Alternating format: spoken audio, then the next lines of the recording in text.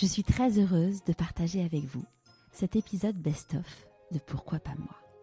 L'occasion de découvrir ou redécouvrir le parcours de certains de mes invités. Bonne écoute. Il ne faut pas comparer ces situations et se laisser dire que, bon, j'ai moins de raisons sur le papier d'être malheureux que plein d'autres dans ce monde. Donc, je vais continuer à être un bon soldat. Et donc, parfois, c'est une culpabilité, genre, j'ai pas le droit d'être malheureux car j'ai un bon salaire, j'ai un bon poste, j'ai machin. Et parfois, c'est aussi une peur, j'ai pas le droit de changer car tout mon réseau est dans ce domaine. Toutes mes compétences sont dans ce domaine. Je dis, je vais repartir de zéro. J'ai écrit la théorie de la veste pour ces personnes-là. Quand on est obligé par notre circonstance d'être quelqu'un que nous ne sommes pas, en quelque sorte, nous sommes tous un peu rebelles. Et pour moi, la rébellion se manifeste pas pareil chez tout le monde. Mais aujourd'hui, je me sens plus très rebelle parce que j'ai trouvé ma place. Je suis Charlotte Desrosiers Natral et je suis heureuse de t'accueillir sur Pourquoi pas moi. On a tous rêvé un jour de changer de vie. Certains ont osé écouter leur petite voix et ils ne le regrettent pas. Grâce à ces témoignages sans coupe, découvre les coulisses de leur réussite. Pourquoi pas moi? L'invitation à écouter ta petite voix. J'ai découvert Annabelle dans le podcast Minute Papillon de 20 minutes. Mon podcast n'avait que 2 semaines et je m'étais dit un jour j'aimerais beaucoup l'interviewer. Or, il y a quelques mois, une personne m'a suggéré son nom comme invitée et de me mettre en relation avec elle. J'ai évidemment sauté sur l'occasion. Merci Stéphanie. J'ouvre une petite parenthèse. Si le podcast vous plaît, parlez-en autour de vous et abonnez-vous sur votre plateforme d'écoute préférée et laissez un commentaire et 5 étoiles sur Apple Podcast. Ça m'aidera énormément. Avant de fermer la parenthèse, je vous donne rendez-vous sur Instagram ou LinkedIn car Annabelle fait gagner 10 exemplaires de son livre. Allez, refermons cette parenthèse. Annabelle a grandi en Alberta, dans une famille mormone. Elle a eu le courage de dire non à cette vie qui n'était pas pour elle. Son adolescence sera pour le moins compliquée. Elle part ensuite faire ses études à Toronto et atterrit à Paris. Annabelle va devenir consultante en communication. Suite à une affaire de MeToo, elle décide de se lancer dans l'entrepreneuriat. Elle est aujourd'hui entrepreneuse, conférencière et auteure d'un magnifique livre, La théorie de la veste. Je ne vous en dis pas plus, je vous souhaite la bienvenue dans l'univers d'Annabelle Robert. Bonjour Annabelle. Bonjour Charlotte. Est-ce que tu pourrais nous parler de l'objet que tu as choisi pour te présenter, s'il te plaît? J'ai choisi des post-it parce que je trouve que un peu comme moi, au premier regard, on dit bah tiens un objet simple, mais en fait qui sert à tellement de choses. Avec le post-it art, on a su que le post-it peut être un objet d'art, peut être créatif. Ça nous aide au quotidien. On pense que c'est à la fois simple, mais en fait, il y a beaucoup de recherches et beaucoup de choses d'innovation en fait qui dans un post-it. Et surtout, un post-it est utile. Et moi, ma devise, c'est faire, c'est être. Faire maintenant, c'est mieux. Et donc, c'est pour ça que j'ai choisi un post-it. Super. Est-ce que tu pourrais nous parler le sujet de l'enfance, c'est un sujet dont je parle dans toutes les interviews, mais pour toi, c'est j'ai envie de dire un peu essentiel dans ton histoire, plus que pour beaucoup de personnes. Est-ce que tu peux nous raconter du coup où est-ce que tu as grandi et dans quel environnement? Moi, j'ai grandi au Canada. Le Canada fait je sais pas combien de fois la France, mais ma région là où j'ai grandi, qui s'appelle l'Alberta, ce qui est un peu le Texas du Canada, mais en 15 000 fois plus froid. C'est une région qui fait 2 fois la taille de la France. Et à l'époque où j'ai grandi, le Canada entier était peuplé de à peu près 3 millions de personnes. Donc, imaginez 2 fois la France avec 3 millions de personnes, où il fait moins 30 l'hiver. Et là, vous allez comprendre un peu où j'ai grandi. Donc, j'ai grandi dans un village où il y en avait à peu près 2000 personnes, dont une bonne partie étaient mes frères et sœurs, parce que je suis l'aînée de 10 enfants.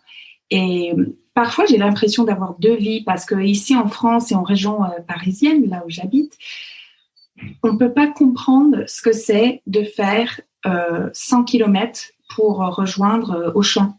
On peut pas comprendre ce que c'est de faire. Et encore, nous, pour rejoindre le hypermarché le plus proche, c'était 220 kilomètres. Et c'était possible de faire 100 kilomètres sans croiser une autre voiture. Il faisait toujours guetter pour des élans ou des loups ou des autres animaux qui peuvent traverser la route. Donc, ça, les Parisiens, ils peuvent pas le comprendre. Mais en contrepartie de l'Alberta, là où j'ai grandi, les gens de l'Alberta ou le Fox Creek, là où j'ai grandi, ils peuvent pas comprendre ce que c'est la vie parisienne. J'ai dit que j'avais 18 ans avant que j'ai pris les transports en commun pour la première fois de ma vie et j'ai trouvé ça tellement exotique. Je me souviens de la première fois où j'ai vu un SDF et j'étais là genre, wow, je suis vraiment dans ma grande ville. Donc, je me souviens que juste pour terminer la petite anecdote, comme ça me vient à l'esprit, c'est rien, mais je me souviens que une fois, je suis retournée à l'Alberta pour le mariage de mon frère et j'avais amené des macarons de la durée. Donc, merci la durée Charles de Gaulle, ça rend la tâche facile. Je pense que c'était conçu comme ça. Hein. Autant que directrice marketing, tu peux dire c'était quand même un coup de génie, cette histoire de la durée dans les aéroports. Mais et je me souviens que j'ai présenté ça, la grande boîte de macarons qui coûte 200 €. J'ai présenté ça à mon frère et commencé à les snacker comme si c'était des cacahuètes de bar, quoi. Et vraiment, il les mangeait genre 2-3 à la fois. Et j'ai dit non mais ça s'appréciait. J'ai dit qu'il n'y a pas de feu, hein. Les Allemands n'arrivent pas. The Germans are not coming. Hein. Ça va. Et il m'a dit ah bon, ah ouais d'accord, mais c'est vraiment des meilleurs Oreos que j'ai jamais goûté. Et je dis à $3,50 l'Oreo. Quoi, $3? Non mais qu'est-ce qu'ils peuvent faire de ces cookies pour qu'ils coûtent $3 chacun, machin.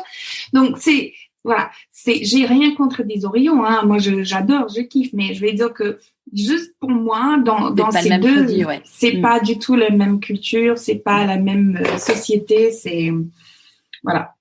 Ouais. Et donc ta famille, t'étais l'aîné de 10 enfants et ta famille était même mormone. Il reste mormon, ouais. Ouais. Pour ceux qui savent pas ce que c'est des mormons, parce que souvent il y a confusion en France. On pense que des Mormons, c'est des Amish, des gens qui portent des bonnets blancs, qui s'habillent dans des robes de pionniers, qui n'utilisent pas l'électricité. Ouais, qui roulent en calèche. Oui, voilà, ouais. C'est ça. Donc non, Mormon, ce n'est pas ça. C'est plus dans la famille témoins de Jéhovah ou autre genre de religion extrêmement américain qui frôle le secte.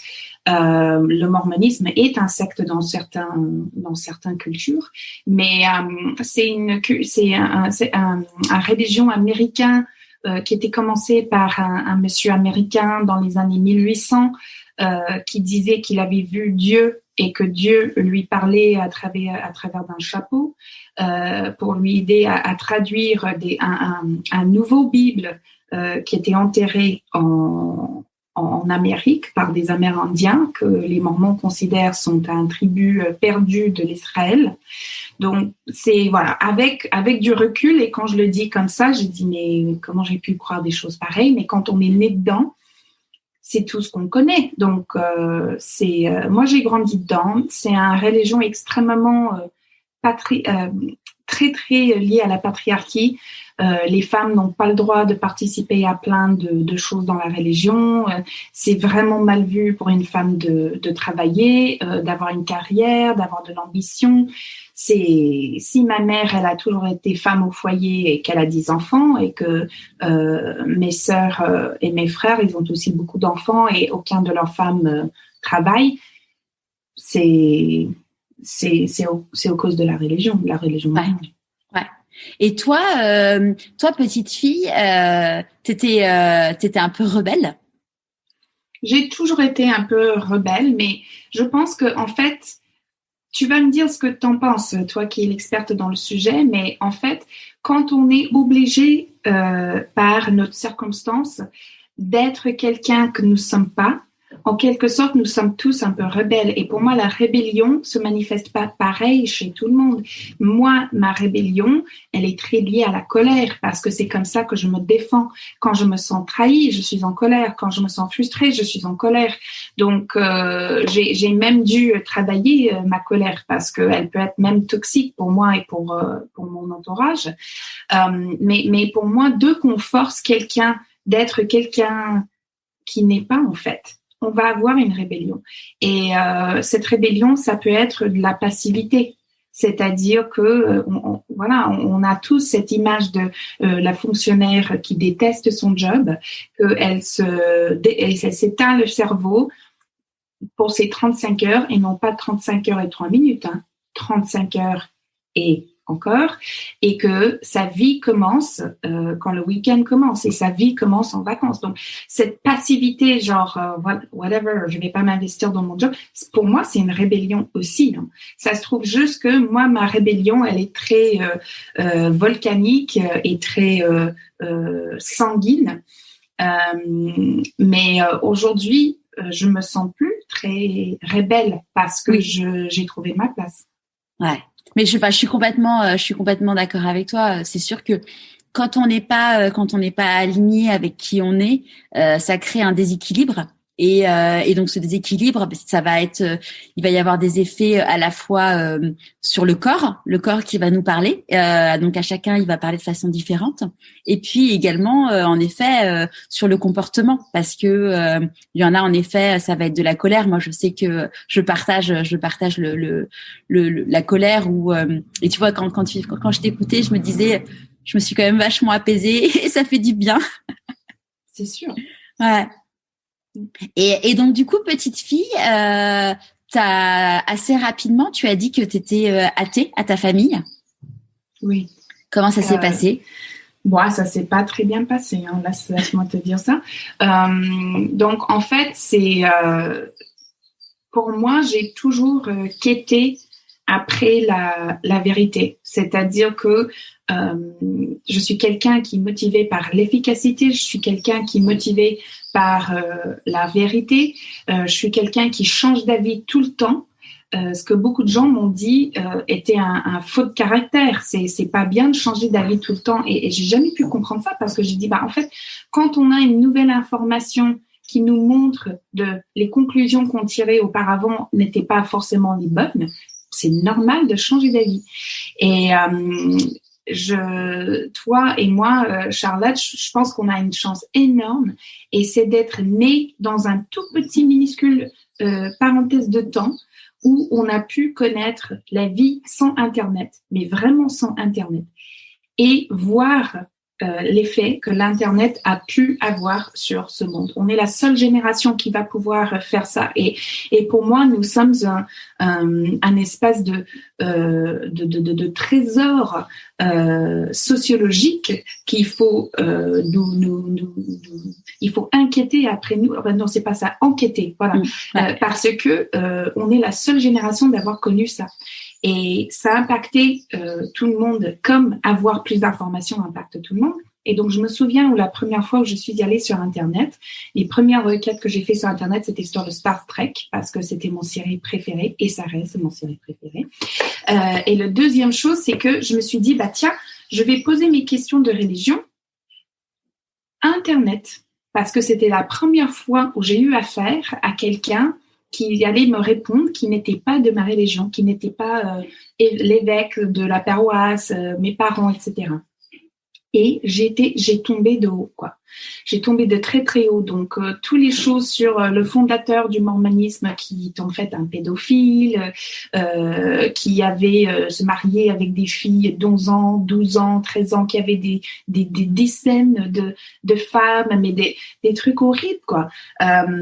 Donc ces choses que la religion m'a cachées. Ouais. Et là c'était le début.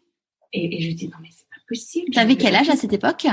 Oh, peut-être 15 ans, 14 ans, ok, 13 ans, même avant.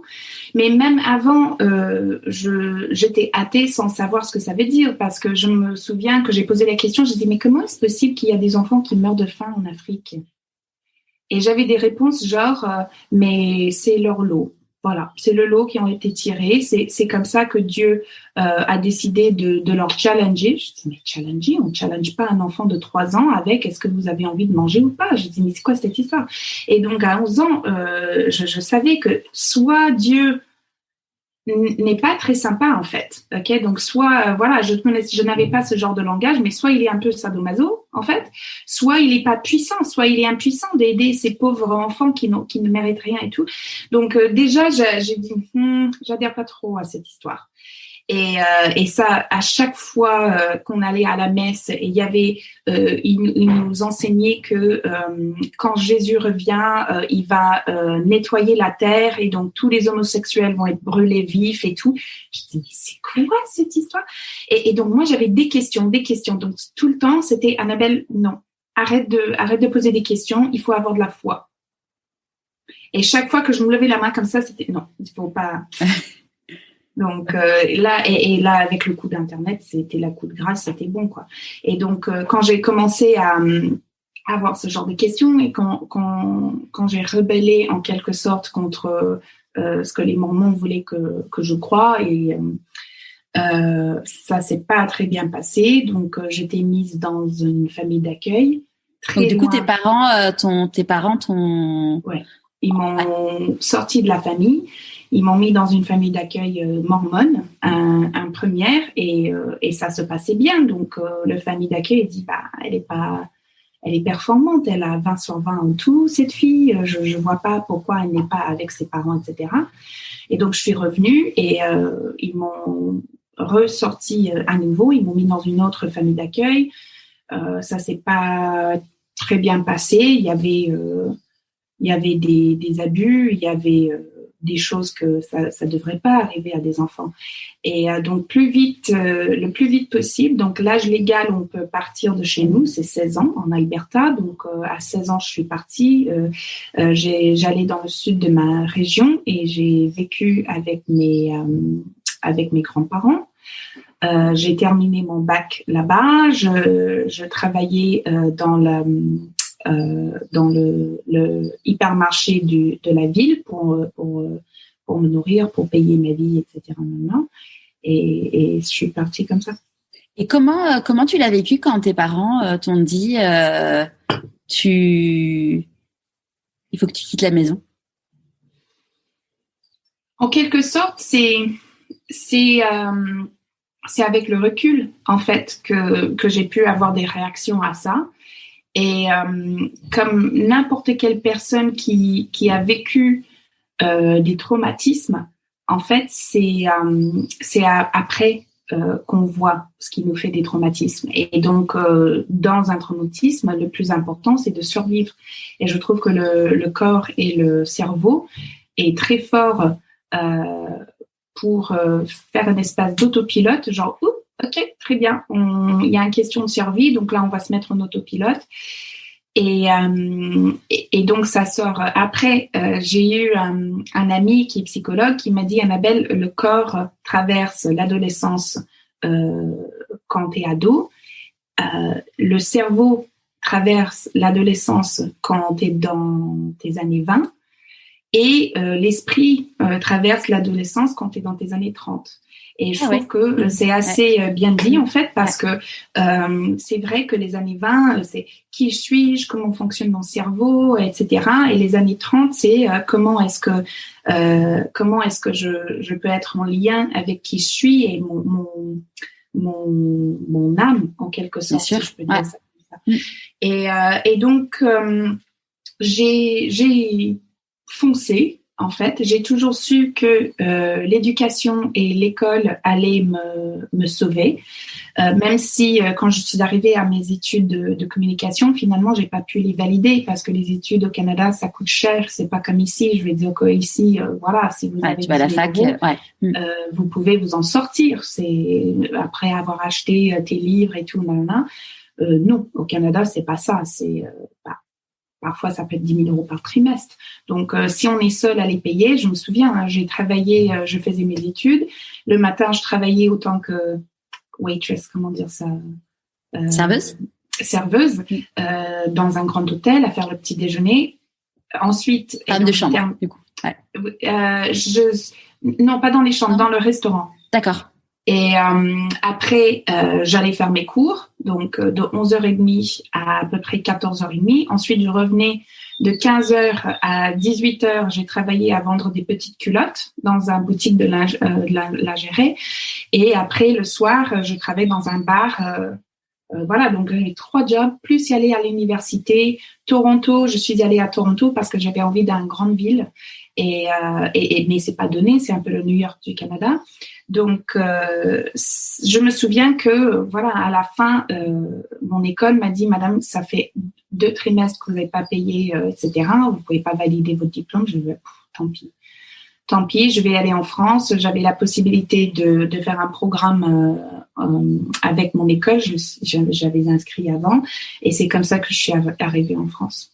D'accord. Et juste avant qu'on parle de ton arrivée en France, quand tu étais petite fille, est-ce que tu avais des rêves ou c'était entre guillemets pas imaginable à cette époque-là, vu le contexte dans lequel tu vivais?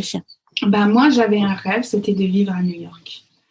Mais en fait, aujourd'hui, jamais de la vie est-ce que je vivrais à New York. Hein. Et même Paris, j'ai quitté Paris, en fait. J'habite pas loin de Versailles, mais dans le forêt, avec de la verdure et une maison, et la boulangerie est à 1 kilomètre à pied. Hein. Mais en fait, pour moi, New York représentait des gens, représentait un endroit où tu pouvais être qui tu étais, en fait. Si tu étais gay, bah à New York c'est pas un problème. Si tu as des cheveux roses, mais à New York c'est pas un problème. Si par exemple le sport et le hockey sur glace tu t'en contrefous, à New York c'est ok. Si c'est ton kiff, ben à New York c'est ok. Et donc c'est pour ça que pour moi je voulais aller vivre New York. Je voulais habiter dans une grande tour. Je voulais travailler dans un grand tour dans le business machin là. Aujourd'hui tu me fais travailler dans une grande tour à la Défense. Je pense que je profiterai de l'auteur pour me suicider, quoi. Je me dis, mais quelle punition, quelle horreur. Okay. Bon, après, si vous êtes heureux à travailler dans une tour à la Défense, super, power to you, ok, comme on dit en anglais. Mais cette mentalité de petite ville, j'en pouvais plus, je ne voulais pas. Donc, c'est pour ça que je pense que je suis, malgré le fait que ça coûte hyper cher, je me suis retrouvée à Toronto, où j'ai adoré, j'ai absolument adoré. Et au moment du coup de faire des études, si tu étais restée dans la religion et dans ta famille, les femmes ne font pas d'études. Tu racontes notamment d'ailleurs dans ton livre que tu as eu un moment d'espoir parce que on s'est rendu compte que quand les femmes se retrouvaient veuves et qu'elles ne savaient rien faire, c'était un vrai sujet parce que ça coûtait du coup de l'argent à la communauté et donc il fallait trouver une solution. Est-ce que tu peux nous raconter ce petit moment d'espoir qui finalement c'est une fausse espoir. Ouais. Et je me souviens de ça. Et pour tout te dire, c'est mon éditeur en fait qui m'a dit, Annabelle, le livre que tu as écrit sur l'ambition et assumer son ambition, c'est canon, mais on a besoin de comprendre d'où tu viens. Est-ce que tu as une anecdote à nous raconter? Il faut pas que ça soit 15 chapitres, hein, mais qui va plutôt nous donner une petite fenêtre sur cette fin d'arrivée, cette ambition que tu n'avais pas le droit d'assumer et tout. Et donc, je me souviens, j'étais dans le bureau de mon agent littéraire, qui est une dame absolument incroyable, et que cette anecdote-là que je vais te raconter m'est venue à l'esprit, et donc je l'ai racontée, et après, ils étaient tous bouche bée. Ils me regardaient tous avec des yeux, mais gros comme des sioux, comme des assiettes, quoi. Et là, j'ai pensé que j'ai fait une gaffe. J'ai dit, c'est pas bon. Il m'a dit, mais tu rigoles. Et il me dit, on va ouvrir le livre avec ça. J'ai dit, oh, ok, d'accord. Et c'est juste un truc qui m'est venu à l'esprit comme ça. Mais je me souviens particulièrement j'étais en famille d'accueil. Et j'étais très impliquée dans mes études, mais je continuais avec mes questions pendant les moments où on était censé d'être dans la messe, censé d'être en études de textes religieux et tout. Et moi, mes questions, pourquoi. Et donc, arrivé à l'âge de 14 ans, autant que mormone, tu es obligé, en plus d'y aller à la messe 3 heures par semaine et d'y aller à des cours de comment être une bonne femme et mère plus tard, 1 heure par semaine le jeudi. En plus, tu es obligé d'étudier des textes et faire une espèce de catéchisme de mormonisme, mais 1 heure par jour avant 7 heures. Donc, en fait, c'est lecture et ensuite des exercices pour mieux comprendre la doctrine mormon. Et moi, je voulais pas faire ça parce que j'ai trouvé ça idiot. J'ai trouvé ça complètement stupide. Je vais dire que c'est comme faire des études de géographie pour comprendre pourquoi la Terre est plate, quoi. C'est stupid. Donc, donc moi, je voulais pas le faire. Et donc, j'ai dit, je vais pas le faire. Et donc, ma famille d'accueil m'a privée de mes livres d'école. Parce qu'ils ont dit, tu veux pas étudier ce qui est important, tu n'auras pas tes livres d'école. Donc, je le fais, mais j'ai trouvé ça tellement stupide. Mais j'ai dit, whatever, ok. Donc, et je me souviens qu'une fois, on était le jeudi soir, et le jeudi soir, c'est là où on faisait des activités de jeunes filles. Et donc, il fallait y aller, on apprendre à tricoter, à faire des premiers secours, à faire des activités de babysitting, à faire toutes les choses que l'Église mormone estime que c'est important pour une femme de connaître ces choses-là. Et j'ai vu sur le planning qu'on allait faire formation carrière. Je dis non, ça change du tricot, hein, c'est sympa. Hein. J'ai rien contre le tricot. Hein. Aujourd'hui, je tricote beaucoup, mais je vais dire que si on dit que voilà, le tricot et rien d'autre, c'est ça auquel tu as droit, bon, c'est un peu frustrant. Donc, je dis trop cool. J'avais hâte en fait de faire le career training. Et donc le career training, en fait, c'était un communiqué parce que le Vatican mormon, en fait, c'est un État au milieu des États-Unis qui s'appelle le Salt Lake City. Et quand les hommes, les vieux hommes blancs, en fait, qui gèrent l'Église depuis toujours, ils veulent parler à tous les membres aux différentes démographies de l'Église, ils vont envoyer un communiqué. Et ça va être lu, soit dans la messe par l'évêque, là, dans ce cas-là, par la dame qui gère des jeunes filles mormones entre les âges de 12 ans et 18 ans, sur le career training, parce qu'il y avait un problème dans l'Église mormon. Chaque mormone ou chaque mormon paye 10% de ses revenus pour participer à la religion. Ok, donc c'est X par mois pour en tirer des bénéfices de Dieu. Ok, et comme j'ai écrit dans le bouquin, c'est un peu comme Netflix, mais en moins drôle. Et donc, cet argent était utilisé pour construire des églises, construire des temples mormons, construire différents trucs, etc. Et l'église mormone, ils ont constaté une grosse dépense qui est estimée pas très nécessaire, et c'était de nourrir des femmes en cas de leur mari qui est décédé ou qui a un accident et ne peut plus travailler. Et comme on n'a jamais encouragé ces femmes à avoir des carrières, à être indépendantes financièrement, et donc les différentes femmes mormones qui se mariaient jeunes, très très jeunes. Moi, par exemple, quand j'ai fait mon bac, il y a une fille dans mon classe de bac qui était déjà mariée, en fait. Donc, ces femmes, si malheur arrive à leur mari, ils ne peuvent pas trouver des chouettes jobs, ils ne peuvent pas payer un babysitter pour nourrir leurs nombreux enfants et tout. Et donc, l'Église mormone nous a envoyé un communiqué que, à partir de maintenant, c'est encouragé pour une jeune femme de faire un diplôme avant qu'elle se marie. Les diplômes d'1 an, c'est pas la peine de chercher très loin, éventuellement 18 mois, mais voici des suggestions qui étaient sanctionnées par l'Église mormon. Coiffeuse, auxiliaire de vie, il y avait quoi d'autre? Secrétaire, assistante de classe, assistante assistante maternelle, quoi d'autre? Aide-soignante, donc c'était pas genre 4 ans d'études de médecine, hein, c'est non, c'est auxiliaire quoi.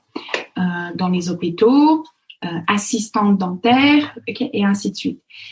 Et j'ai rien contre la profession dentaire, j'ai rien contre des assistantes maternelles. Je suis ravie qu'il y a des femmes qui ont choisi ce métier et que ça leur convient.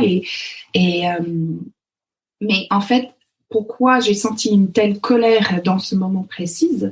Parce que il n'y avait pas banquier, il n'y avait pas médecin, il n'y avait pas ministère de la Défense, ok?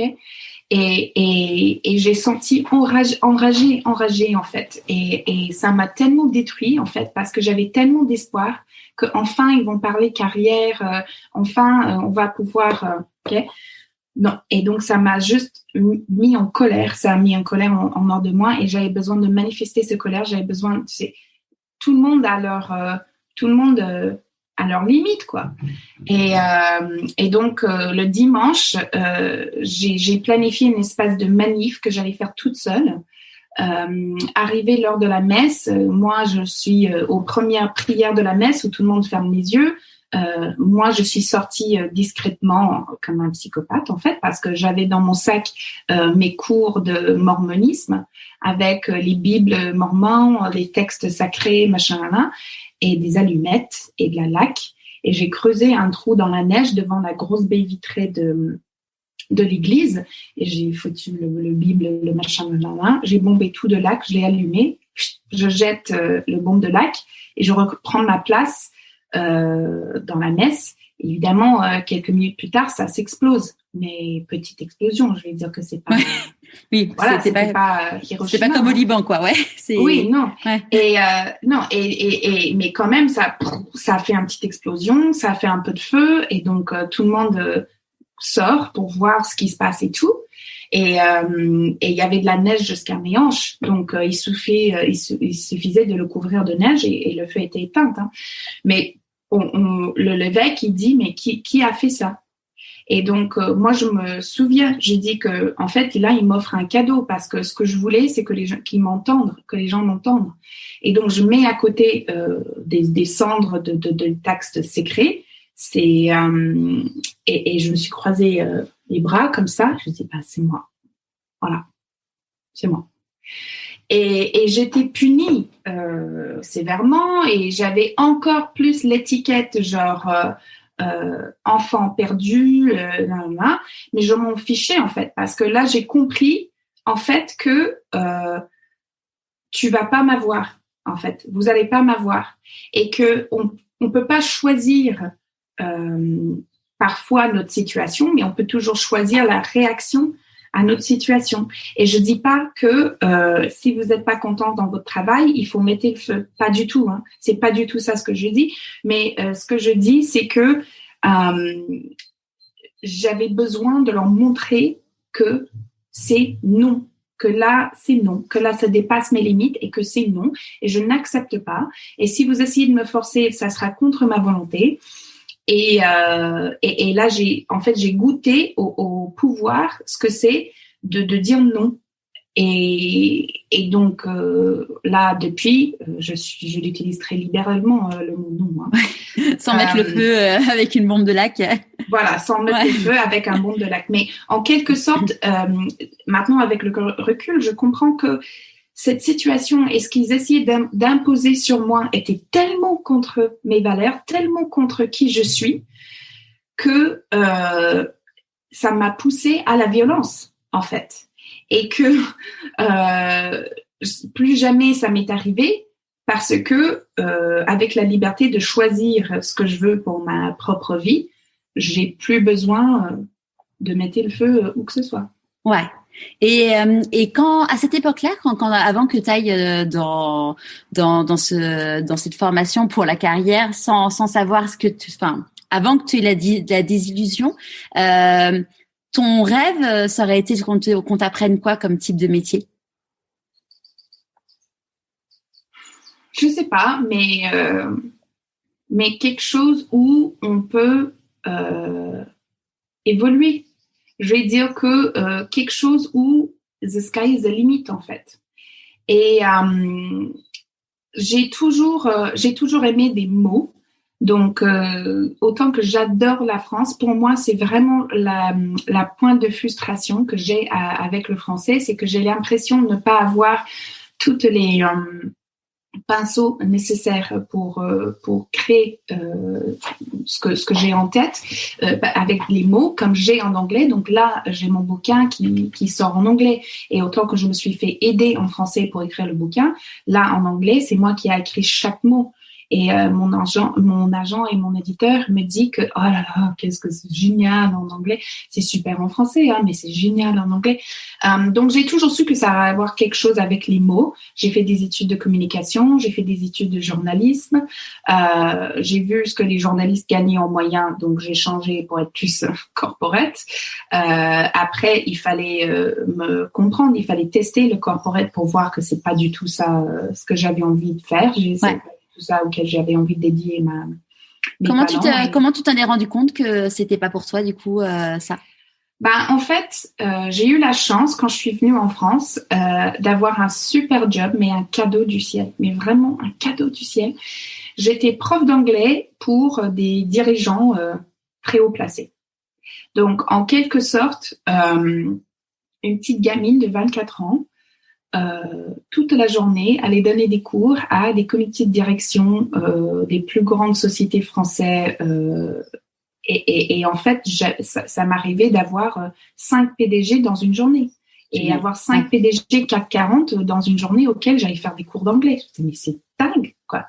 Et au début, ça m'a créé une espèce de faux vision de Paris parce que au début, moi, je donnais des cours dans des bureaux qui faisaient 45 mètres carrés avec des vues sur l'étoile, sur la Tour Eiffel, sur le parc Monceau et tout. Et je dis, mais pourquoi les Parisiens se plaignent? Il n'y a pas de mètres carrés.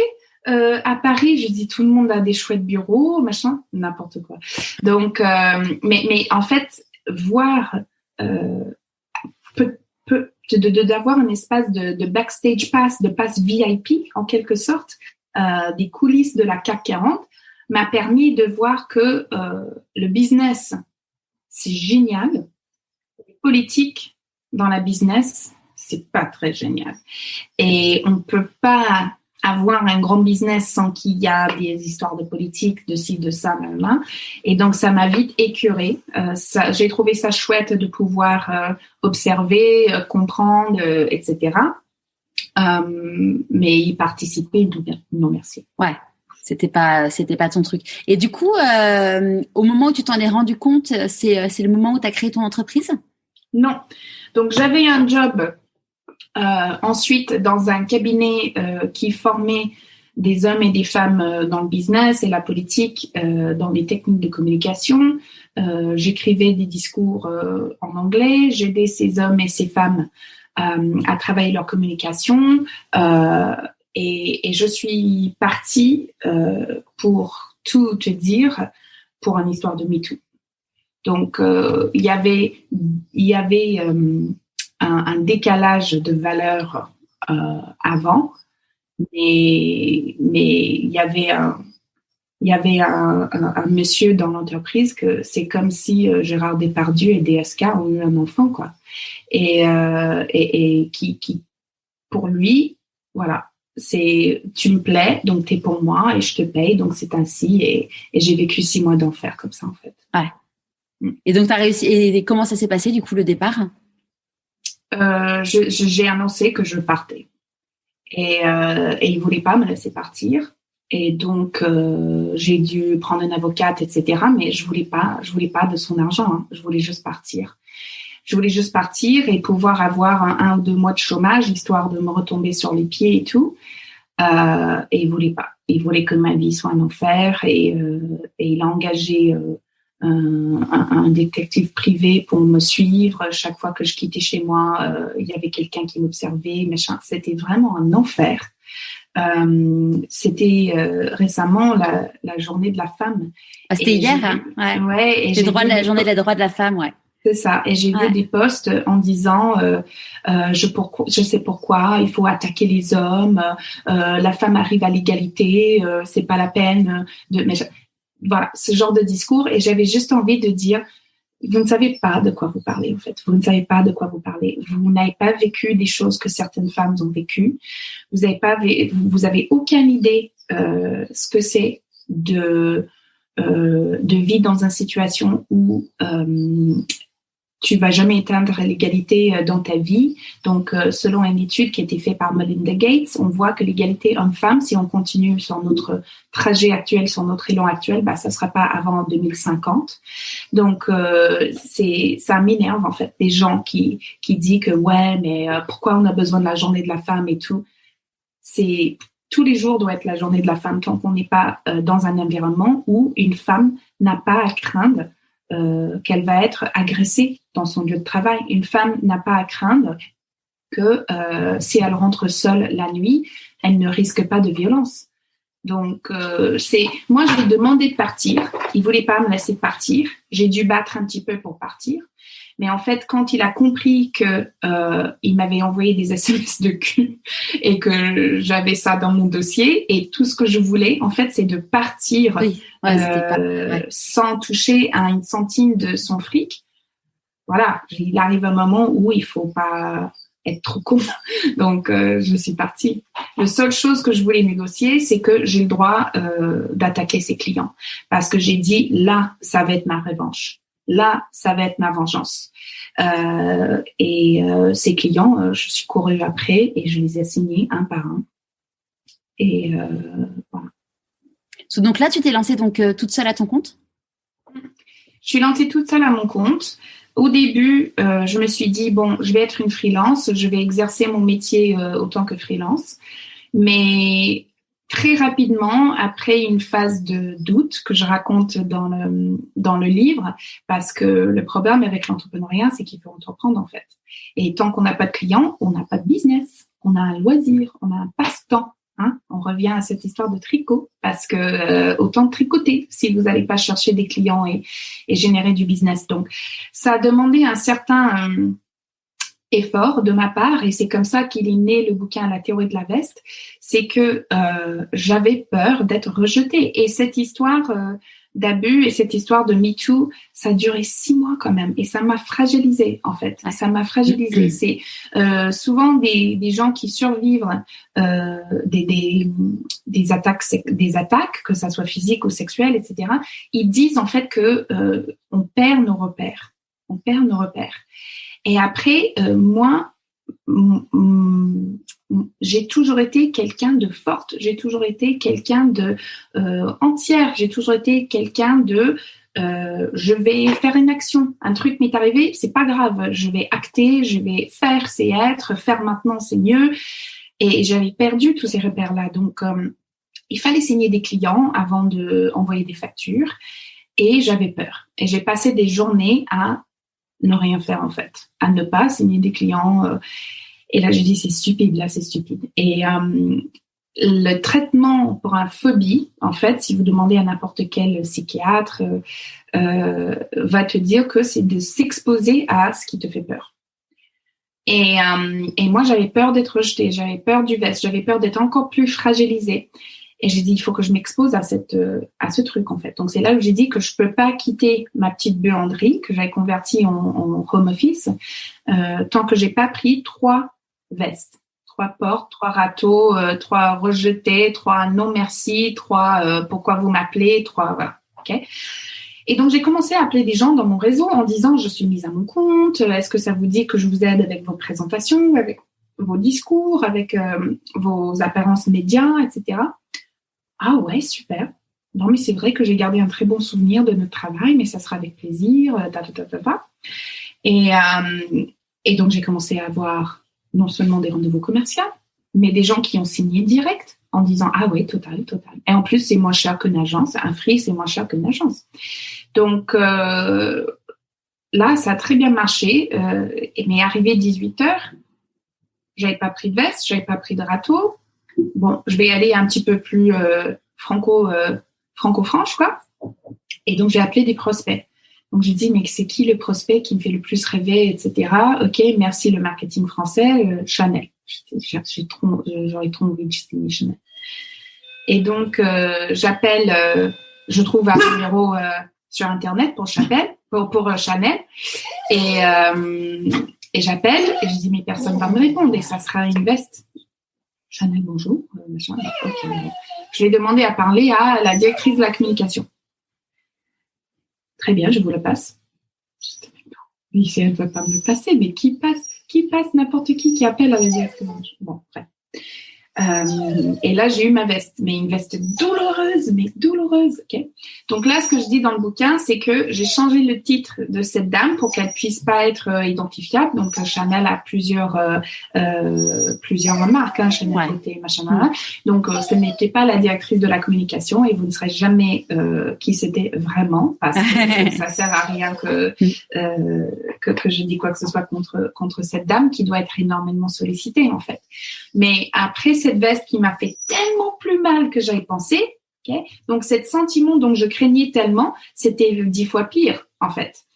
Mais 3 minutes après, ça me faisait plus mal.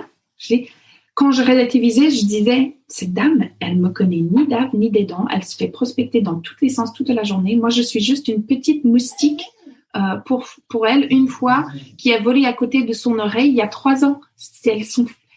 Voilà. Donc, j'ai pas touché à ma réputation, j'ai pas endommagé ma réputation. Je dis, ça m'a coûté rien. Et là, j'ai un client et 2 rendez-vous commerciaux dans le pipe. Là où avant, j'avais rien, okay, juste mes propres insécurités. Et donc, c'est là où il est né la théorie de la veste. Et j'avais envie de comprendre ce peur de rejet qui bloque tellement, soyons honnêtes, de femmes, aussi beaucoup d'hommes. Hein. Mais je vais dire que la syndrome de l'imposteur, le peur de demander, le peur de s'afficher, c'est souvent des choses avec c'est souvent des choses avec lesquelles nous, les femmes, vont lutter. Et je voulais comprendre qu'est-ce qui se passe dans le cerveau quand on a peur de prendre une veste, pourquoi cette peur irrationnelle du rejet quand on n'a pas peur de faire autre chose qui sont beaucoup plus dangereux, etc.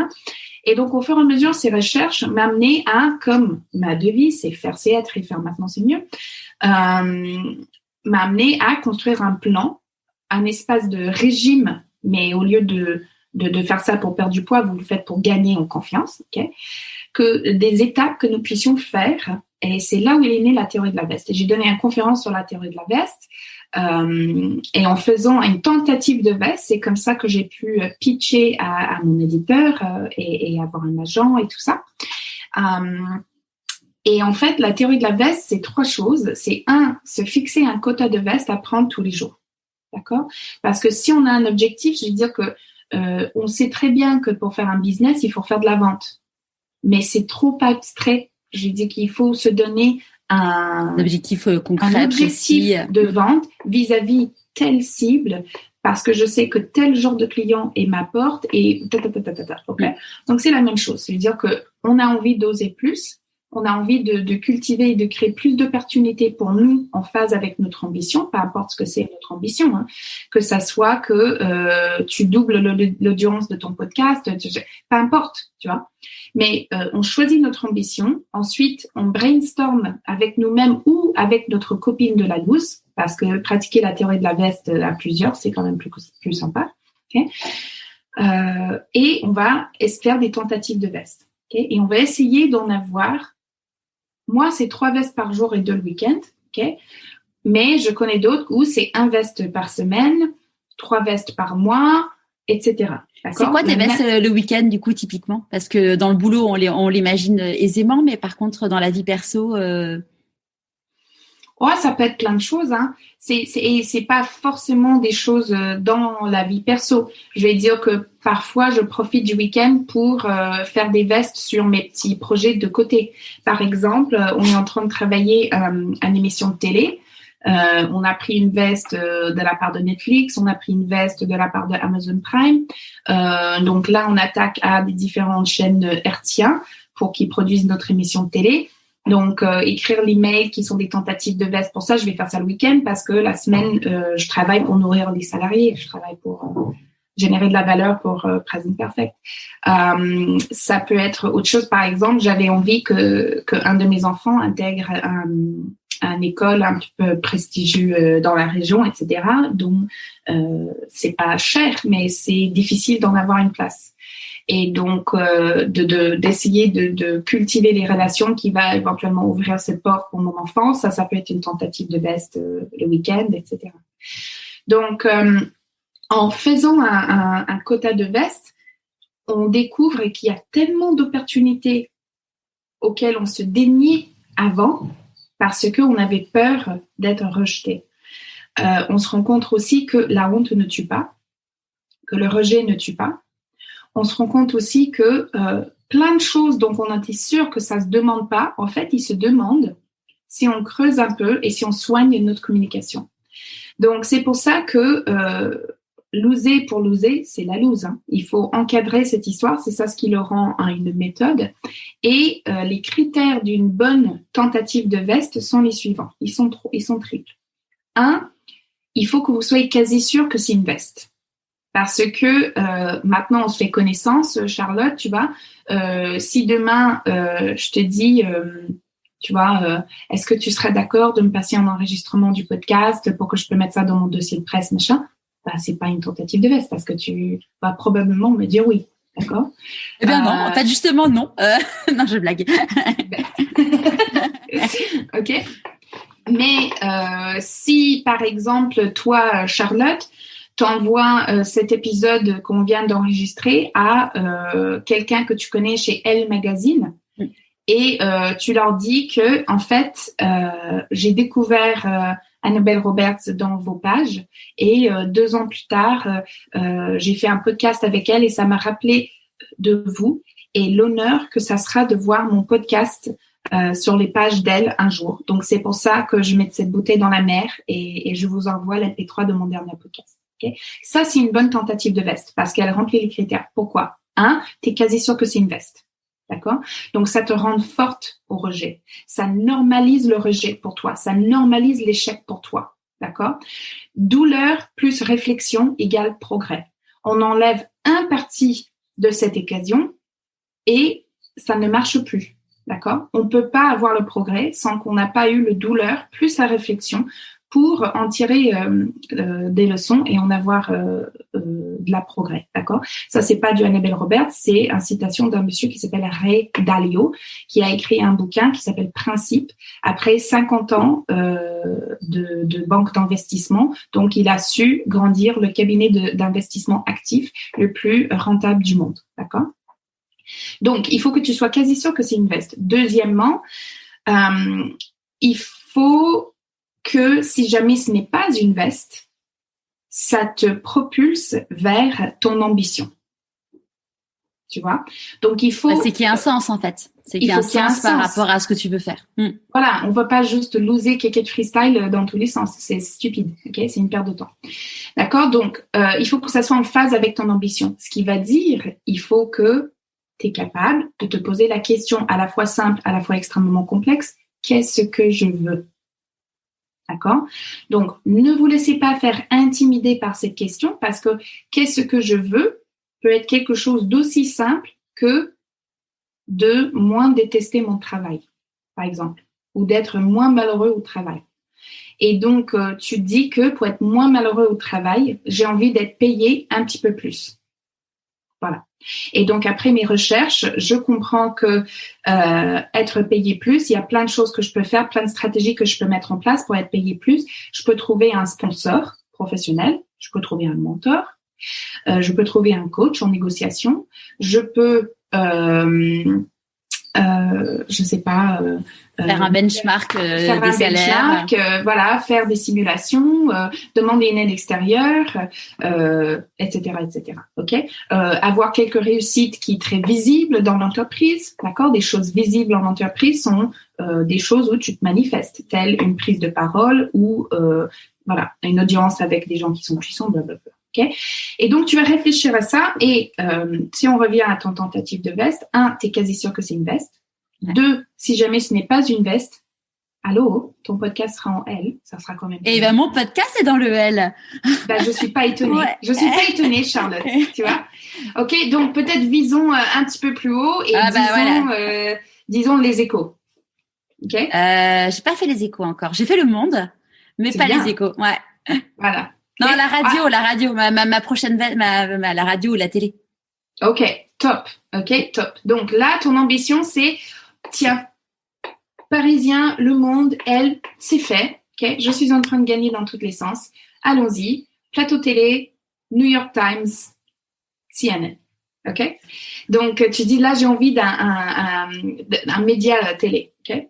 Et donc, tu vas envoyer ton podcast à quelqu'un que tu sais qui est en charge de choisir qui va faire des plateaux, etc.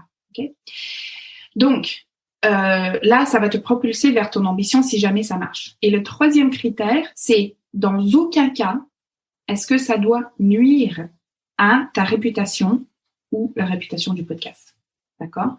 Et donc, en fait, si on reprend l'exemple d'être en plateau télé, là, tu trouves une dame que tu sais que c'est elle qui touche, qui book les talents pour telle émission que tu as envie de faire, etc. Okay? Et donc, tu l'envoies un message sur LinkedIn en sincérité et en gentillesse, comme t'es, en fait. Et il faut que tu sois honnête et que tu assumes ton ambition et que tu dis « Bonjour, Untel, je sais que vous devez être sollicité dans tous les sens et pour vous dire la vérité, je suis même un peu gênée de vous envoyer ce podcast, mais je trouve qu'il y a un sens pour blablabla. Ça sera tellement un honneur et un rêve pour moi de me retrouver en plateau avec blablabla et discuter parce que je trouve qu'on partage beaucoup de valeurs et que ça sera une discussion riche à la fois pour nous mais aussi pour les écouteurs ou l'audience. Et c'est pour ça que j'ose vous envoyer ce podcast bien à vous, ambitieusement, Charlotte. Tu vois?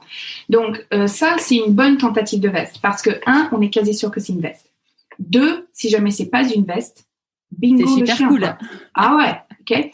3, ce tentative de veste ne nuit pas à ta réputation. Au contraire, tu vois.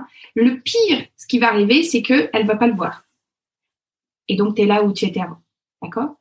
Le moyen, genre, la situation rouge, genre, oh, c'est horrible, elle va pas le voir.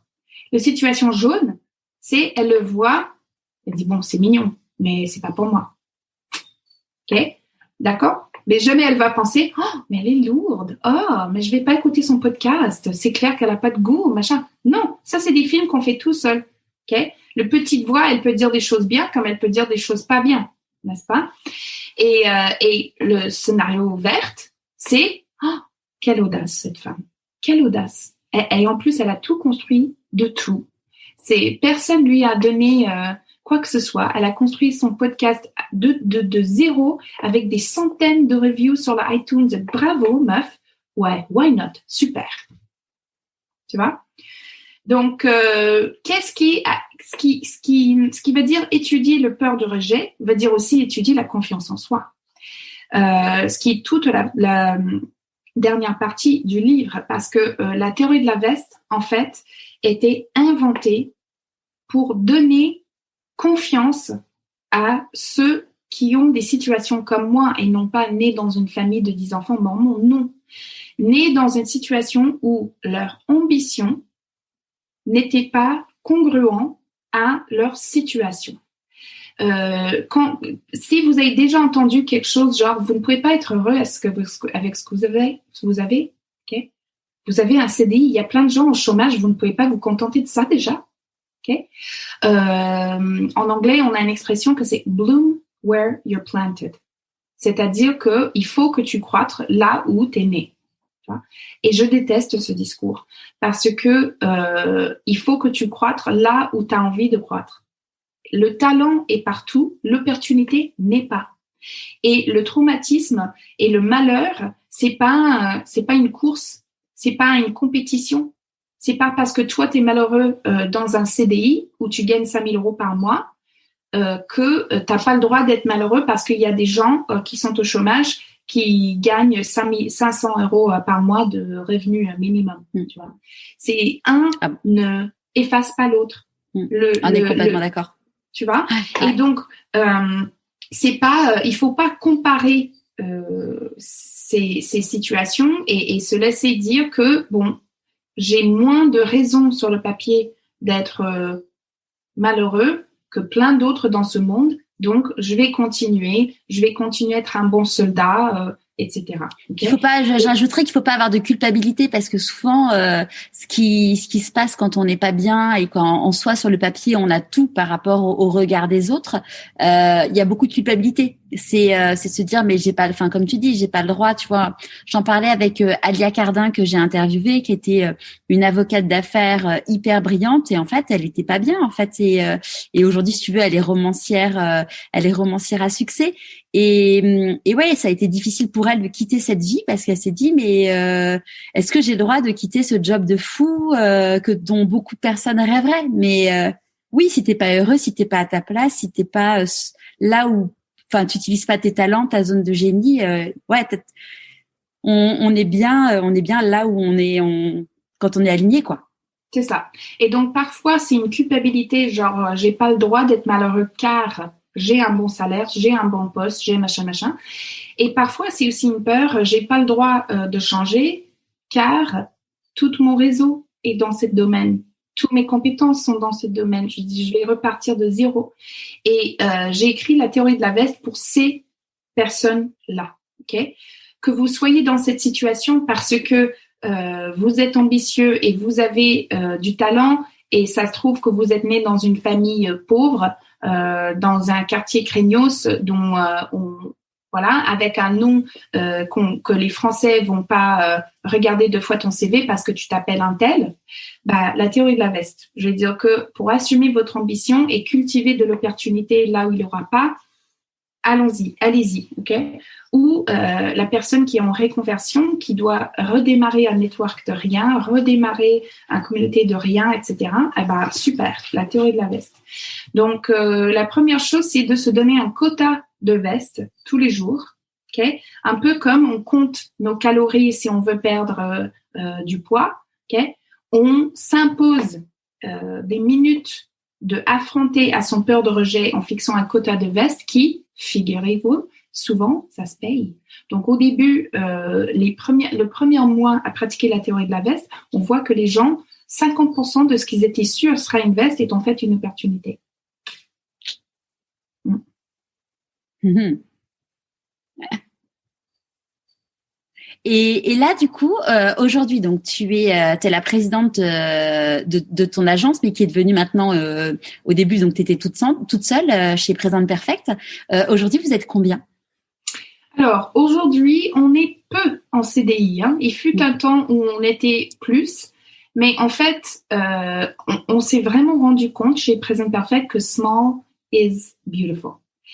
Et quelque chose que le Covid m'a appris, en fait, c'est de me débarrasser de les KPIs, entre guillemets, traditionnels de la réussite. Tu vois, ouais. C'est avant le Covid, on était en train d'ouvrir un bureau en Chine, on était en train d'embaucher dans le maximum possible, on était beaucoup plus agressif dans nos tactiques d'acquisition clients, etc.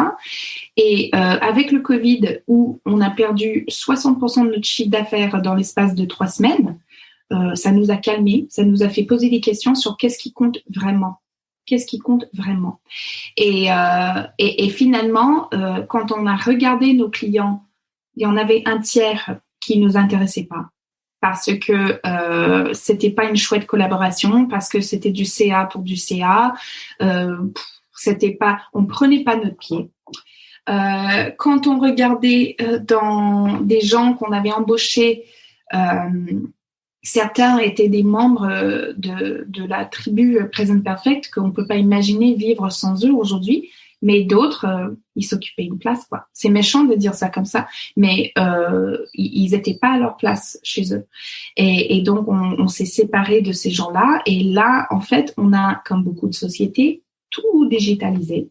Donc, pendant le confinement, j'ai transformé mon sous-sol en studio de télé et on a transformé tous nos produits, tous nos savoir-faire. Nous, on est spécialisés dans tout ce qui est communication orale. Donc, comment prendre la parole en public, comment avoir une communication assertive, comment faire sa marque personnelle, comment utiliser le storytelling pour en tirer plus de valeur de votre marque, ce genre de choses. Okay? Tout ce qui a un lien à la communication orale. Et on gagnait la moitié de notre vie en agence, quand on faisait du consulting et un travail d'agence pour nos marques, et l'autre en formation. Comme on avait du temps à se poser des questions, on s'est dit que c'est vraiment la formation qui nous fait kiffer. Les marges sur les formations sont plus intéressantes aussi. Les marges sur les formations digitales sont des marges de sa kermesse. Et c'est là où on s'est dit que c'est dans cette direction-là qu'on a envie d'y aller. Okay? C'est pas parce qu'une sac-kermesse est chère et qu'il y a des marges en très bonne santé que ce n'est pas un produit de qualité. Donc, nous, on s'est dit que qui dit formation dit personne. On dit, bah non, en fait, avec le digital, on a une manière de captiver et préserver nos savoir-faire dans une espèce de e-learning qui reste super fun. Donc, on a pivoté vers ça, ce qui fait en sorte qu'on fait plus de chiffre d'affaires avec moins de gens et avoir des gens que j'adore collaborer avec eux.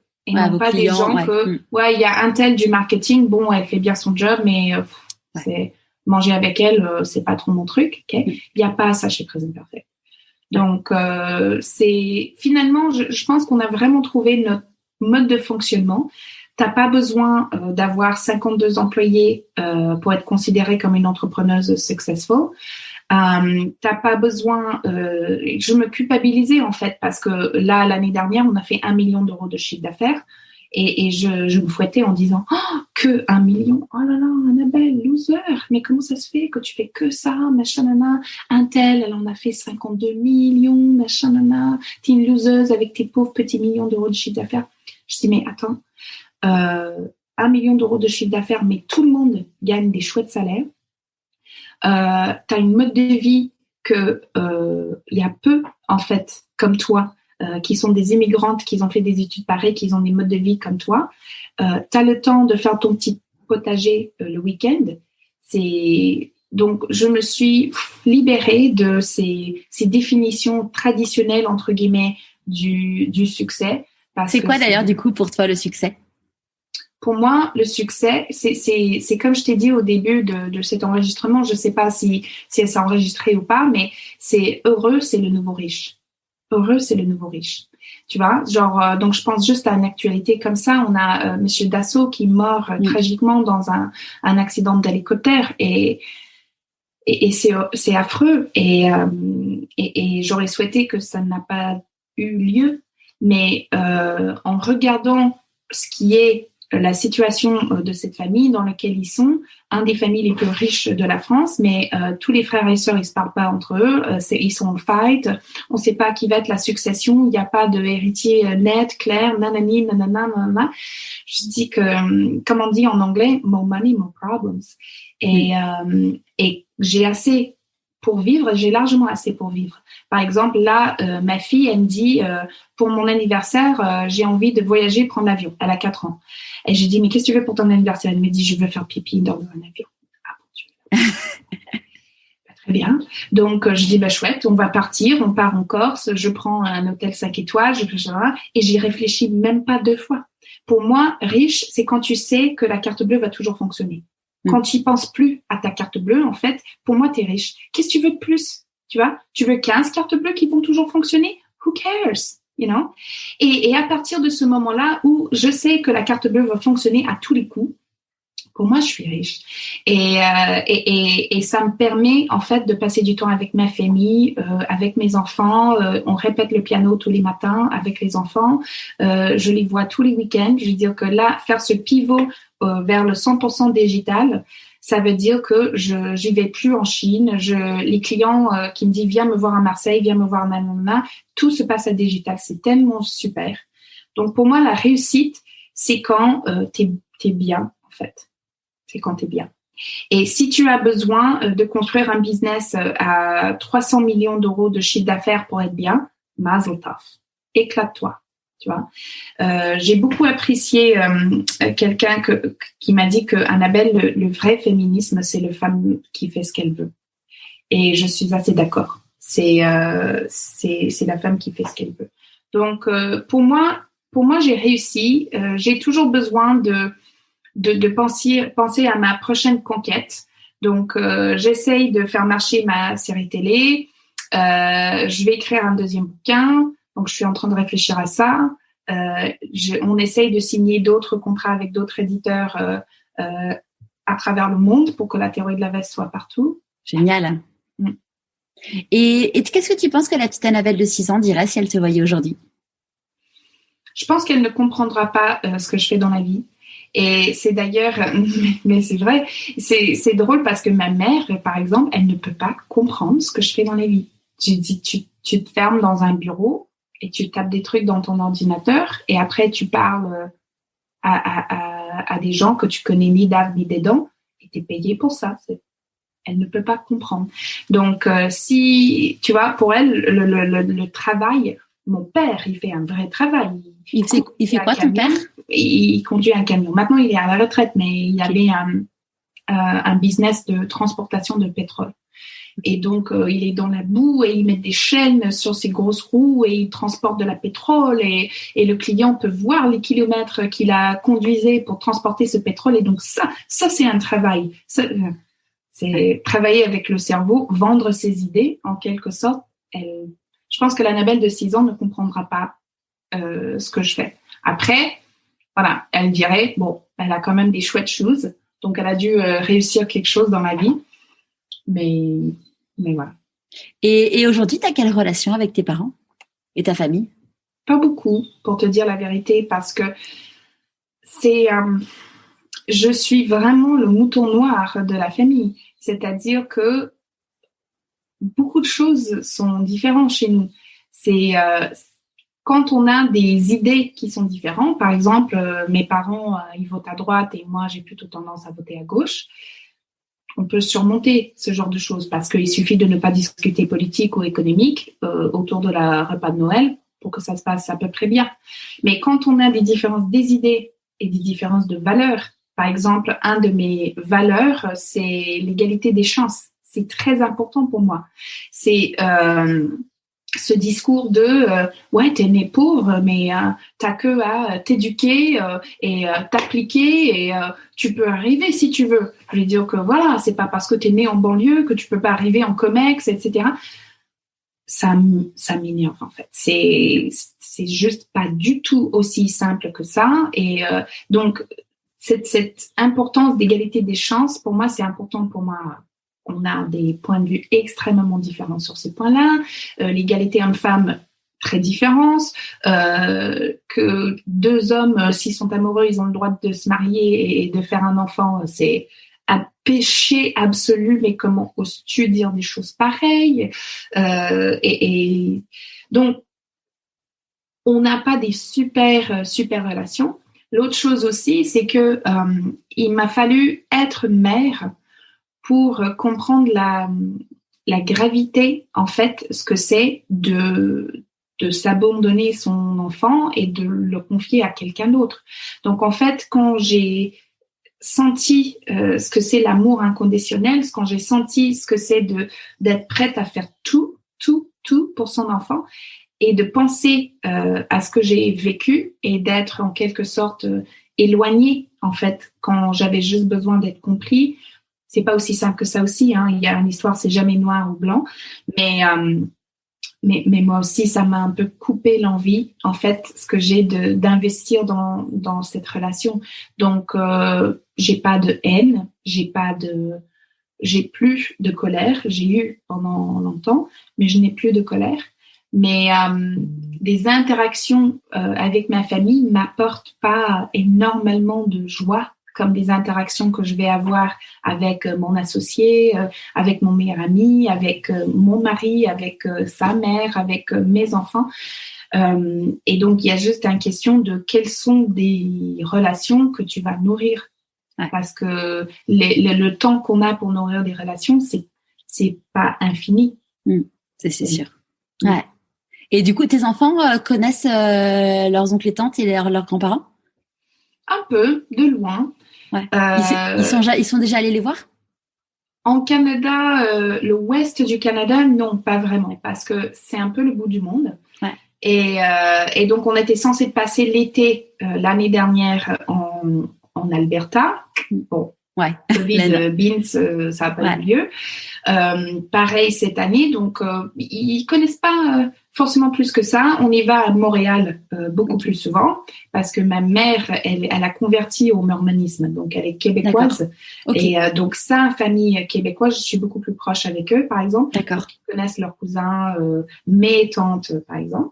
Ouais. Mais y aller en Alberta, non, pas vraiment, parce que l'autre chose aussi, c'est que si mes parents viennent ici, ils savent qu'ils doivent respecter en quelque sorte les, entre guillemets, règles de ma maison, ce qui veut dire qu'on ne prie pas avant de manger, qu'on n'y va pas à la messe, que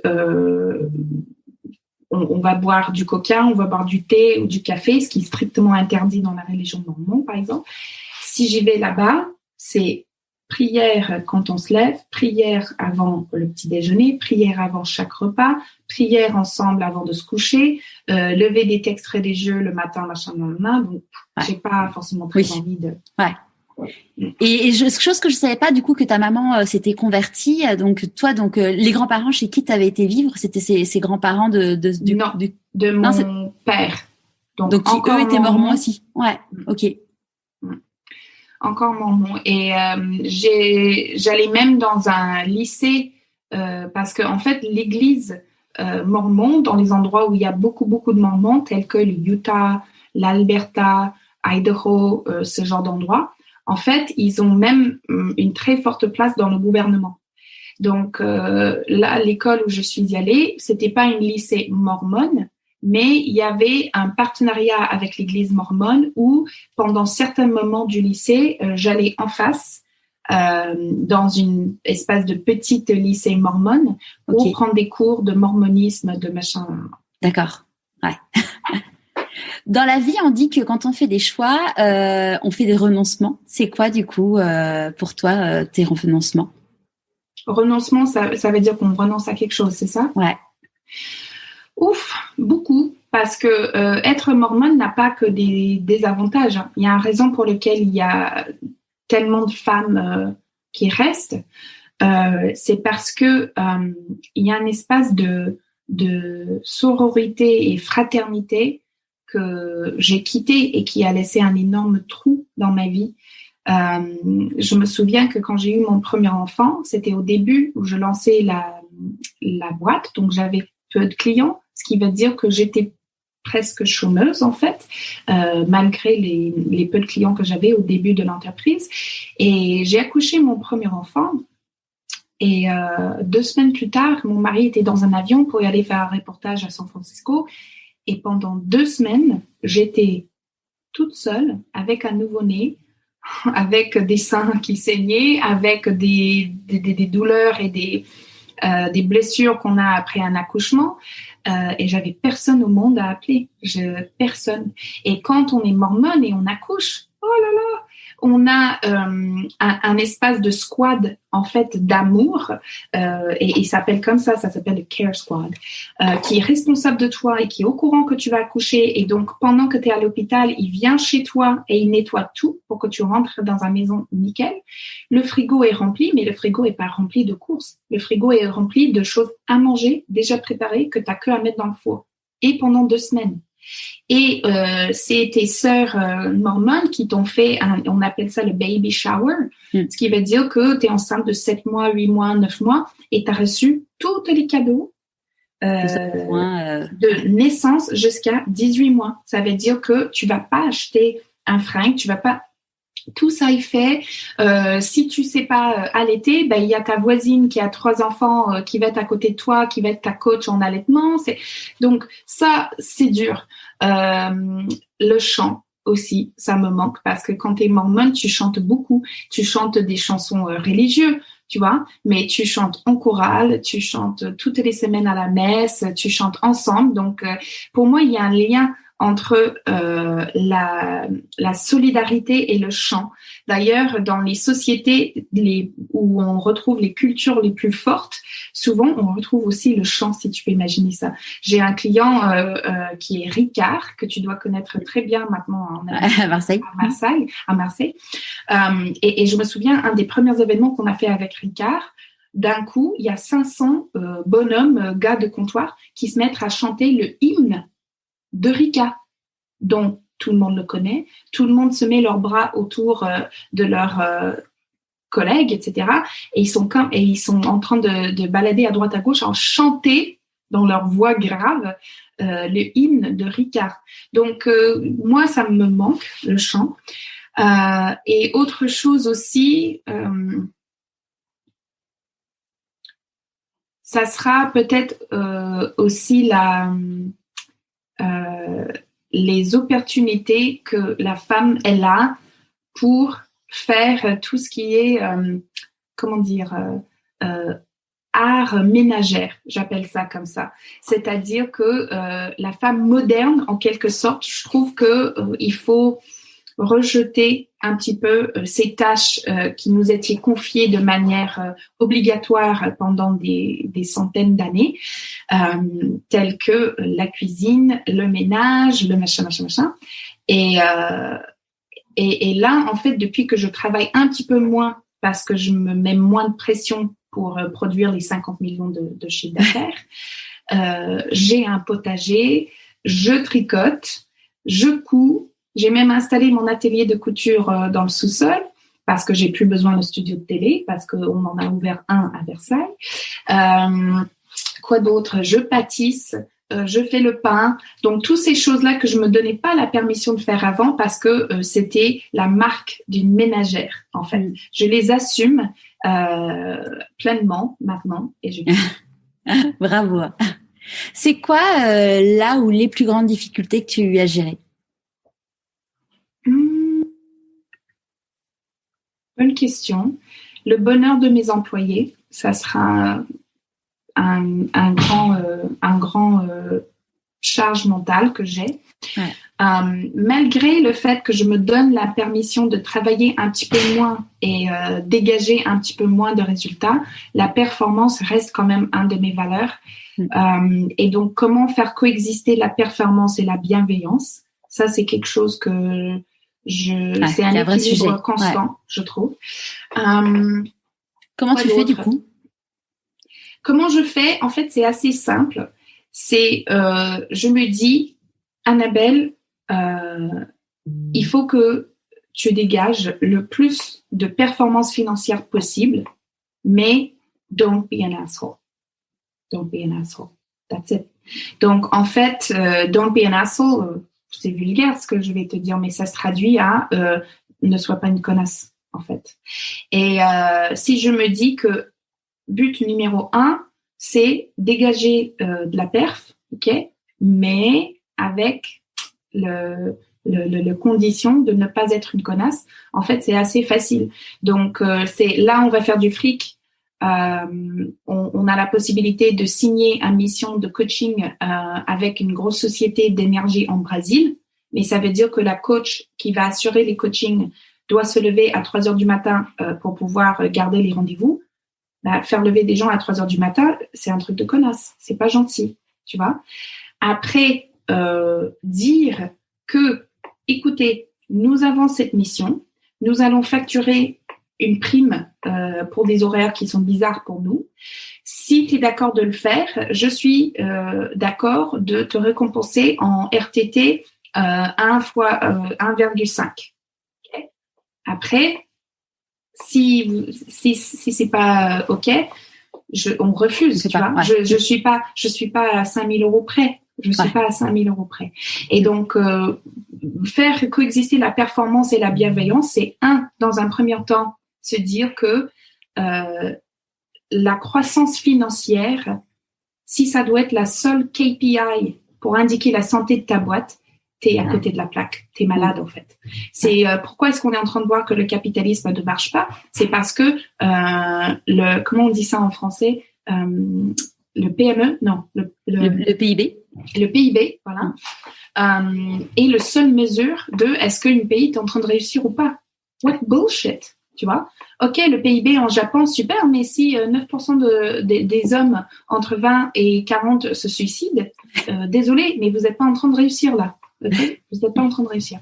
Donc pareil, si on fait plus 30% de croissance dans l'année, mais j'ai 2 de mes employés qui sont en burn-out, bah non. C'est pas comme ça que je définis la réussite. Donc, faire exister la performance et la bienveillance, et aussi être sûr que mes enfants grandissent bien, quoi.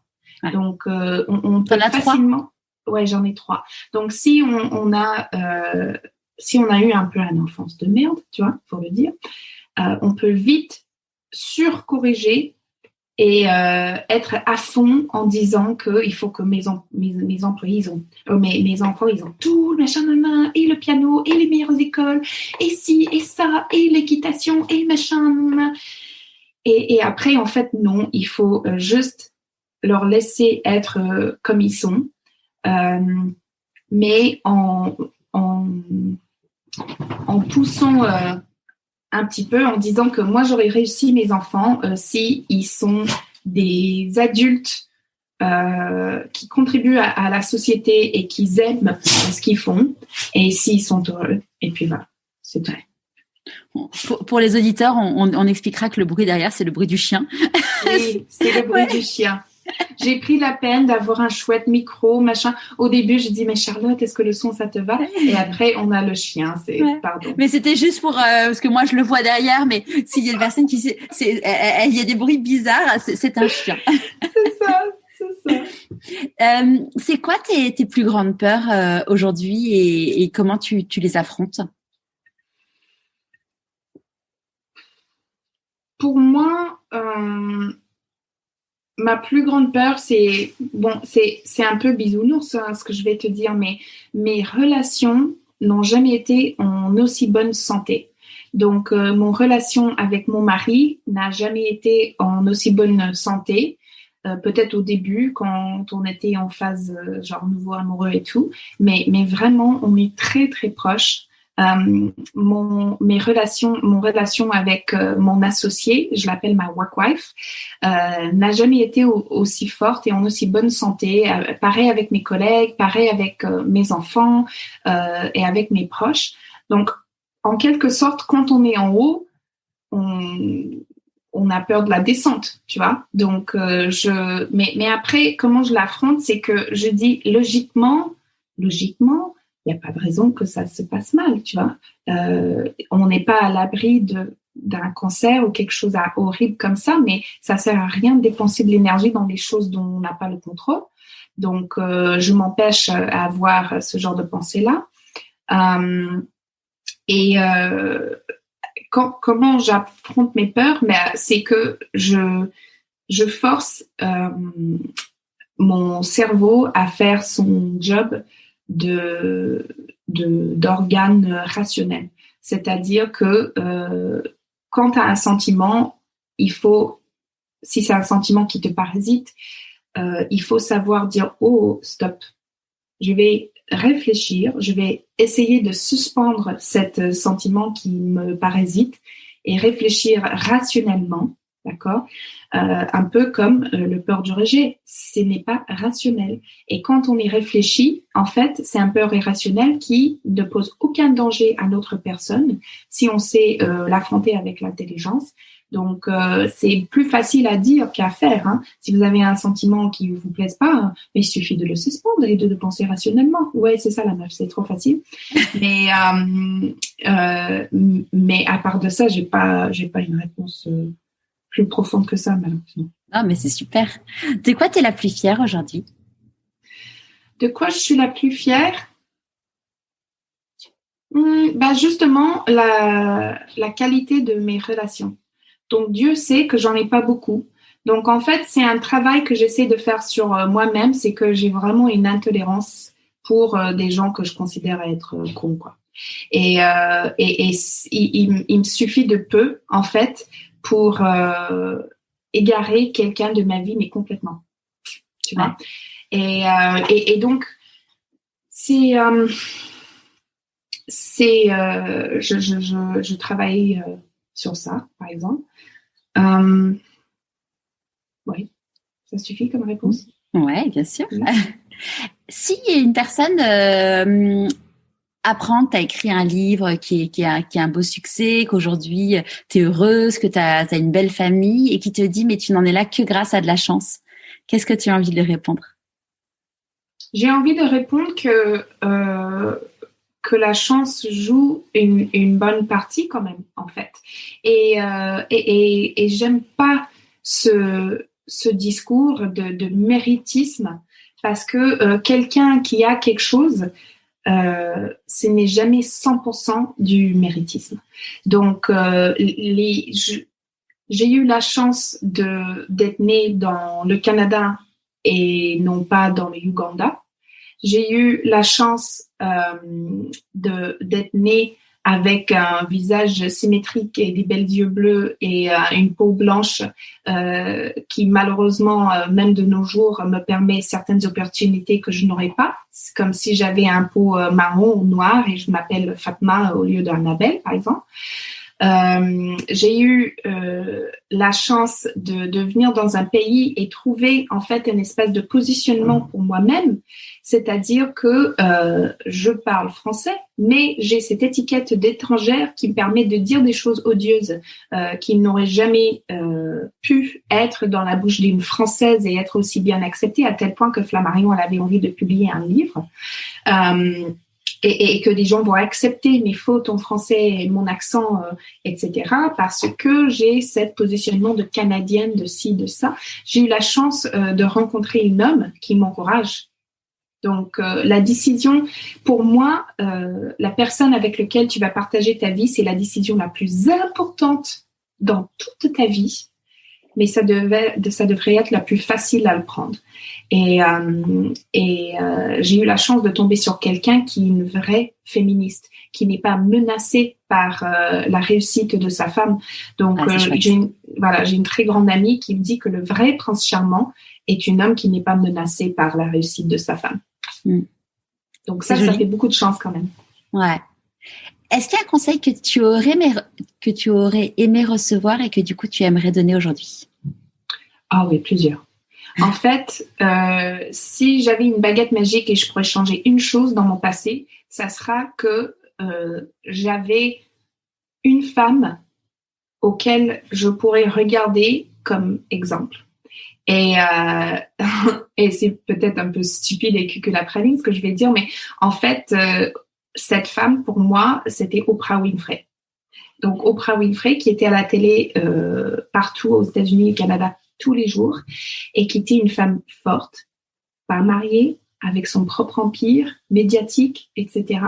Donc, pour moi, un conseil que j'aurais aimé avoir, c'est que tu peux, en fait.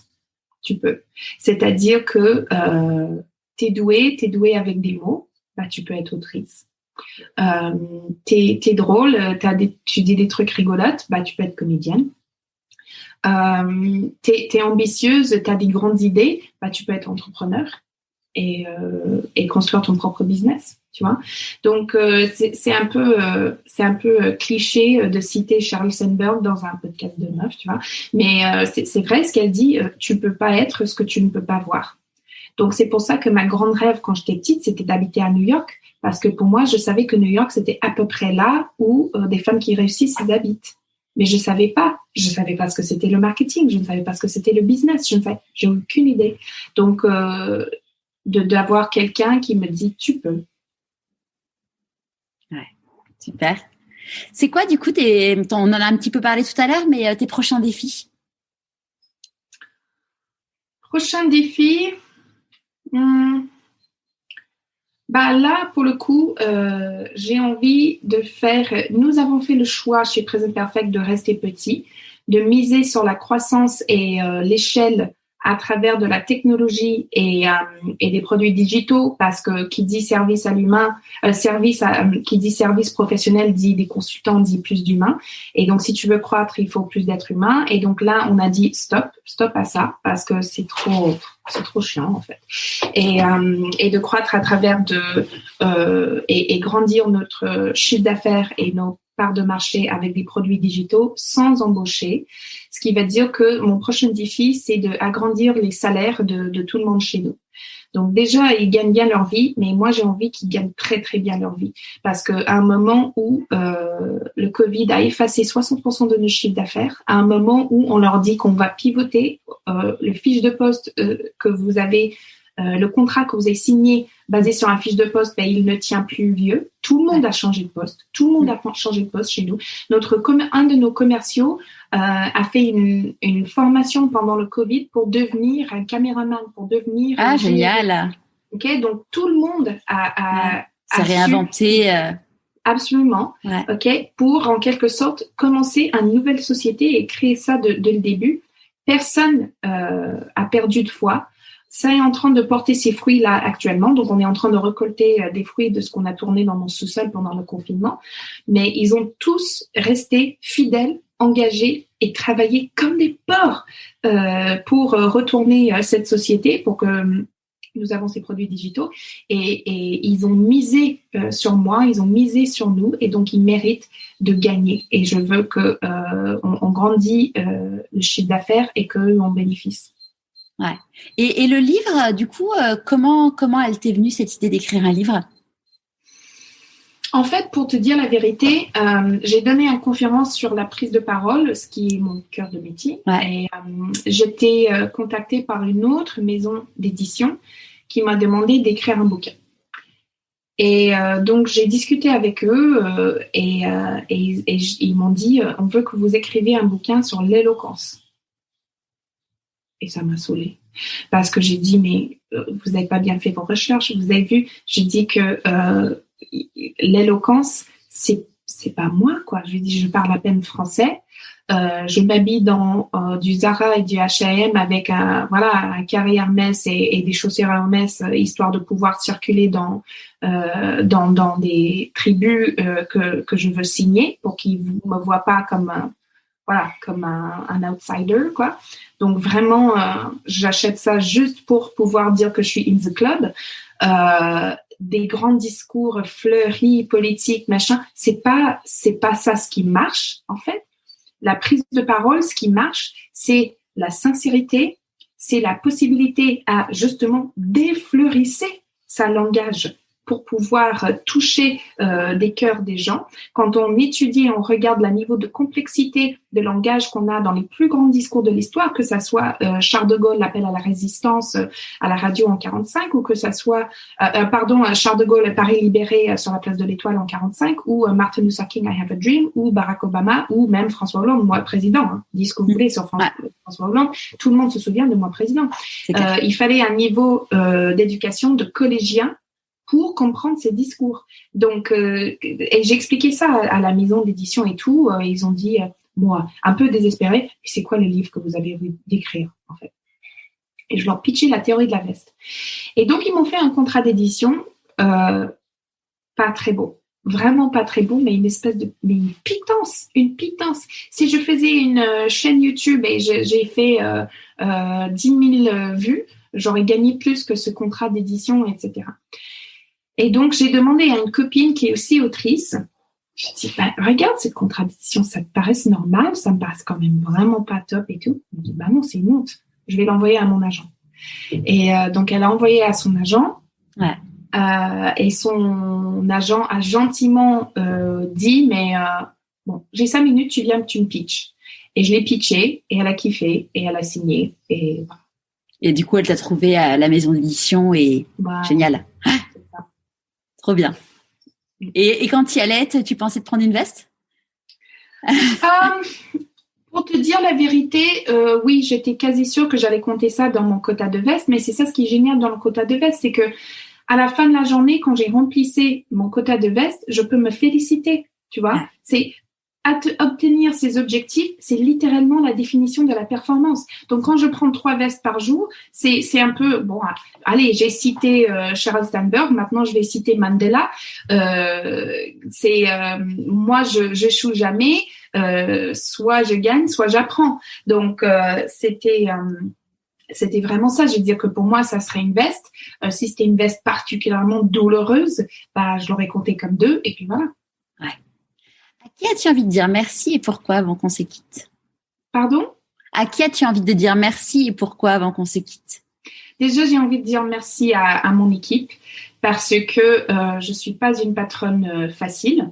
Je suis exigeante et eux, ils me supportent et ils me challengent. Donc là, je vais les remercier.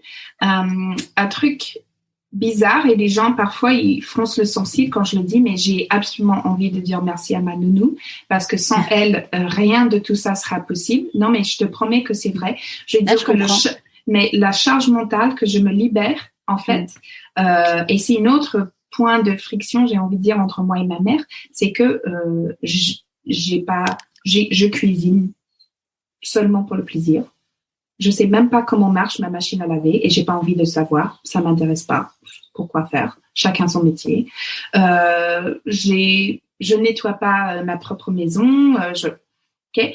Et ce qui va dire que je fais que des parties de femmes au foyer, parce qu'en quelque sorte le télétravail c'est être une femme au foyer, mais qui m'intéresse et dont je pense que je peux générer de la valeur.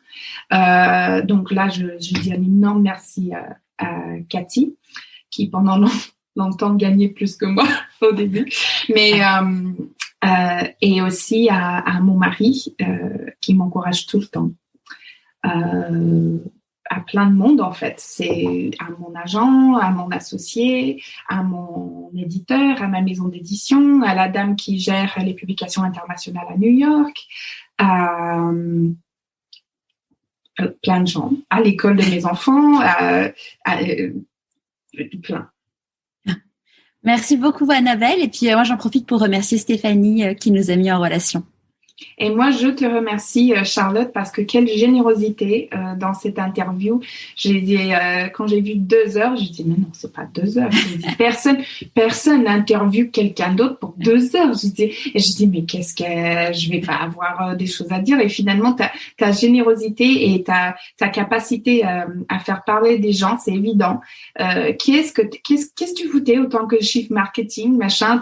Quel dommage que t'as pas pu se rendre compte 10 ans plus tard qu'on aurait pu avoir 10 ans de plus de ta merveilleuse podcast. Donc, merci à toi. Merci beaucoup, Annabelle. À très vite, j'espère. À très vite. J'espère que ce nouvel épisode vous aura plu. Envie de lire le livre d'Annabelle? Rendez-vous sur Instagram et LinkedIn. 10 exemplaires sont à gagner. Autrement, vous le retrouverez dans toutes les librairies. Je vous mets le lien sur le blog pourquoipasmoi.co. Nous nous retrouvons jeudi prochain pour le 50e épisode de Pourquoi pas moi avec l'incroyable Raphaël Giordano. Au revoir.